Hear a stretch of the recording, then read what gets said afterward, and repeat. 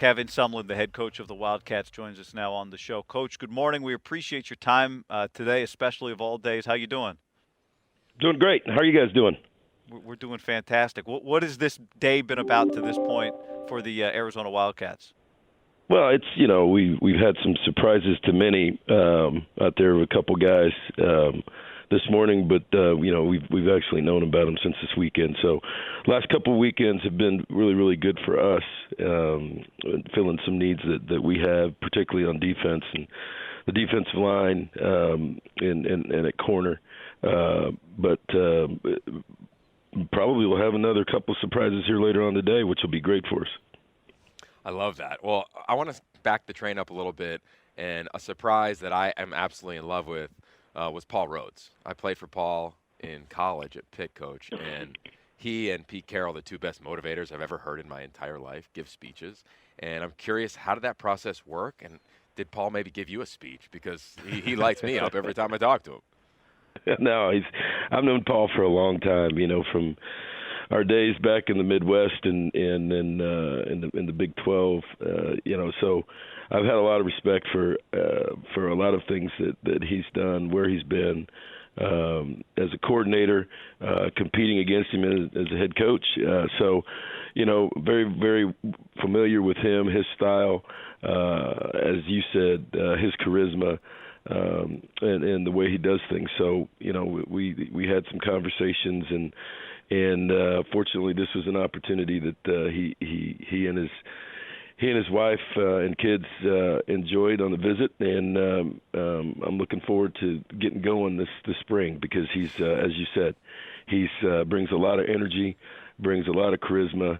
And brings a real solid foundation to our defense, and that's something that we needed. What does it mean, you think, for how your defense will look this year?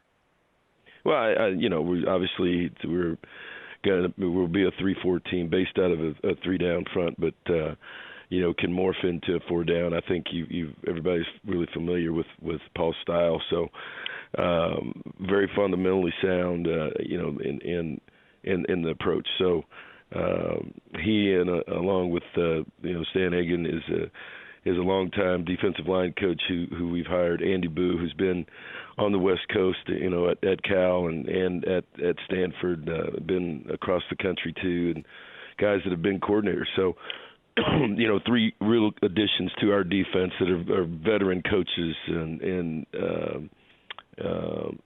working very well together and have really done a nice job here closing in the last couple of weeks on the recruiting front, and now. Looking forward to getting installations done for getting ready for spring football. All right, so one of those guys you closed well on, Chantrell Key, so fun to watch. How did you close one of the top interior defensive linemen? Well, he's a guy that has a tremendous upside, right? Because he hadn't played a lot of football. He was a basketball guy for a long time, and really played a year and kind of dabbled around in football until his senior year, and had a lot of people around him. We fortunately, as we said, we've got some connections from the Midwest, and we're able to get in there and get him out here on a visit. One thing about Tucson, it's a little bit different than Chicago this time of year, right? In January, so there's not a lot of mountains in Chicago either. So mountains and palm trees. There's a lot of snow there when we visit him. So he and his folks came out. And I knew the mom was a little concerned about distance, but she absolutely fell in love with our place, and so did he. So it was a good time to get a young man from Chicago out here in January to Tucson. So, I think we'll probably look for us to do that a little bit more. Another guy that came from a little bit chilly weather, Leif Magnuson. A chance to talk to him. He said it was minus 22 when you guys went out to visit him on on the home visit. Saskatoon. Yeah, that's cold there in the Saskatchewan region. Another international player, Coach. Again, how? Huh? Is it even hard? Is it even hard when they come in? It's 90 degrees and like, yeah, where do I sign, man? No, it's really funny. His dad was actually a player at Washington State when I was a GA there. So we had some connection. Kyle Devan did a great job in recruiting, and then and there was a connection with his father just because he was there when I was a graduate assistant coach, and so they got down here and they were comfortable. I think it was a situation where it was just a good fit. I mean, he's a tough guy, a good player, and we had some relationship with the family, but Kyle DeVan did a nice job of getting up there and wading through that minus 22 degree weather, and again, when it was about 75 here, when their visit, that didn't hurt either. A couple of Texas guys, just looking through some of the announcements this morning for you, Coach. Frank Brown Jr. from Houston, Texas, and Edric Whitley from Pflugerville, Texas. What can you tell us about those two new signees? Well, I can say this. I think Frank Brown is one of the best players in the city of Houston. I think anybody who recruits there, anybody who's there, knows that. As a guy that we had to hang on to, there was some bunch of late pushes from Baylor and some other people on him this last weekend. So, he's a tremendous running back, productive, all-purpose running back. So, he's got a bright future. And, our last signee, as you said, here's a guy that is a corner that can has run 10.7 electronic, is looking to go around 10.5, 10.6 this year electronic. So 5'11", a corner with speed that we need. Has played a lot of football, and a guy that probably is going to help us out. Both those guys will probably help us really early in their careers. So a guy that helped out Arizona early in his career is your linebacker, Colin Schooler. He's a senior, and here comes Brennan Schooler, his brother. What's that going to be like with those two?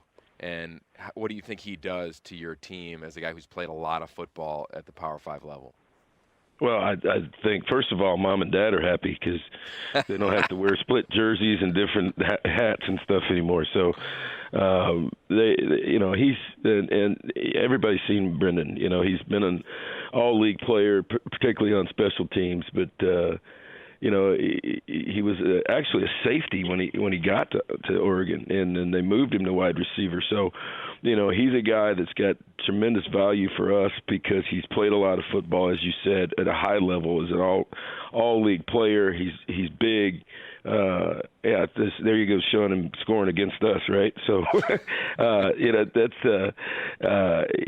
he's big, he's smart, he's experienced, and he's going to bring an attitude to our team because of the amount of football that he's played at a high level. And there's a lot that coaches can do, but also I think his value is also going to be not only on the field but in the locker room, which we need. Coach, we got to see a little bit. I think one of the benefits of last year was getting to see some of another Texas guy, Houston guy, your quarterback, Grant Canal. When you went back and kind of evaluated what he brought to your team last year and what you expect from him this year, what do you see? Well, he's the game that he started, we won against UCLA. So he's going to get better. He's gotten stronger. He's continuing to get stronger. He's continuing to grow as a person, but as a leader. And his knowledge of the playbook, because he's a true freshman last year. So, and we keep saying last year, well, he's still a true freshman right now. So, what we have to do is continue to keep him growing through spring football, and he's doing that. So, we'll see where he is going into spring football, but I expect for him to continue to get better and better as we move on here through the spring. What's it like as a head coach? We all know your background offensively, but to now have a guy in Grant who you've recruited and known, he's had his moments of brilliance, his moments where he's had a learning curve, to walk around the facility now and say, all right, we got a cornerstone of this thing. Let's go let him be the example for everybody else within our program. Well, I think that's part of it, but I also think, we went 8 or 9 weeks last year with because of injury, because of different things, with a different combination in the O-line. So with a couple true freshmen that were in there and a first year player. So that put pressure on Khalil, that put pressure on him, put pressure on everybody in play calling and everything else. But, the good news is you're talking about a quarterback that's played. You're talking about we're only losing one offensive lineman.